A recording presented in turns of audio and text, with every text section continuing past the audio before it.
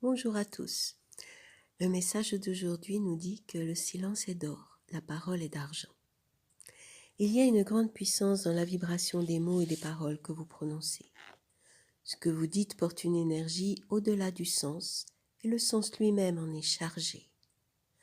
Alors il est important d'être attentif et attentive à ce qui est dit, à l'impact que cela aura et à ses ramifications. Vous avez un merveilleux dicton qui dit « Le silence est d'or, la parole est d'argent ». En l'occurrence, la sagesse populaire fait plus que de longs discours. Cela est vrai. Parfois, il est plus utile de se taire et d'écouter que de parler. Vérifiez bien si ce que vous êtes en train de dire nourrit votre ego ou vient de votre cœur, car là est la clé. Écoutez votre voix intérieure avant de vous exprimer.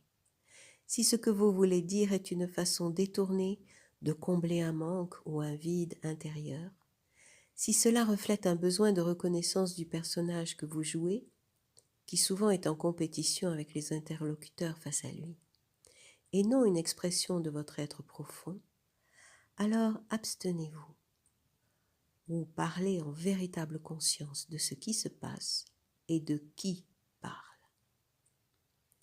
Car si vous regardez depuis un poste d'observateur le personnage en train d'agir, si vous le voyez en train de se démener sans en être dupe, cela vous fait immédiatement prendre de la distance avec lui, jusqu'à vous faire sortir de ce personnage. Vous voir et vous entendre comme un témoin jouer le personnage vous fait grandir. Il y a une autre expression assez explicite dans l'imagerie populaire et c'est « il faut tourner 7 fois sa langue dans sa bouche avant de parler ». Et une autre encore qui dit qu'il faut peser le poids des mots. Si vous mettez en pratique ces dictons, beaucoup de choses vont changer dans votre manière de communiquer et dans votre manière d'être avec les autres. Posez-vous cette question. Ce que je vais dire est-il bienveillant et nécessaire? Cela aura-t-il été utile à moi ou à quelqu'un d'autre? Les autres ou moi-même auront-ils été nourris par la vibration, le sens et l'énergie de mes mots? Et si la réponse est non, qu'en ferez-vous? Cela vous appartient.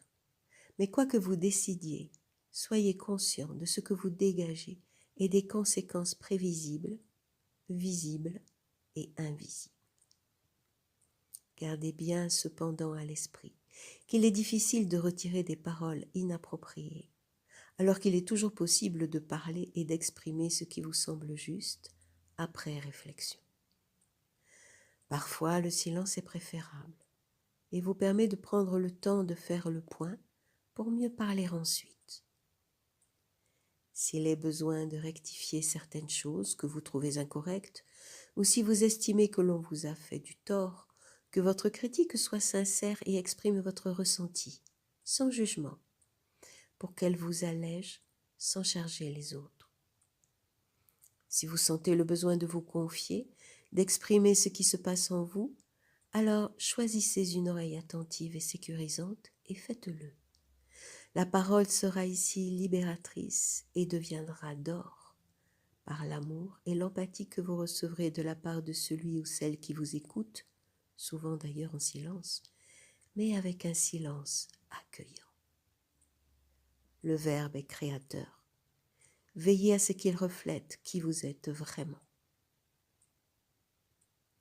Si vous avez aimé cette vidéo, mettez un like, abonnez-vous et à bientôt pour une prochaine vidéo.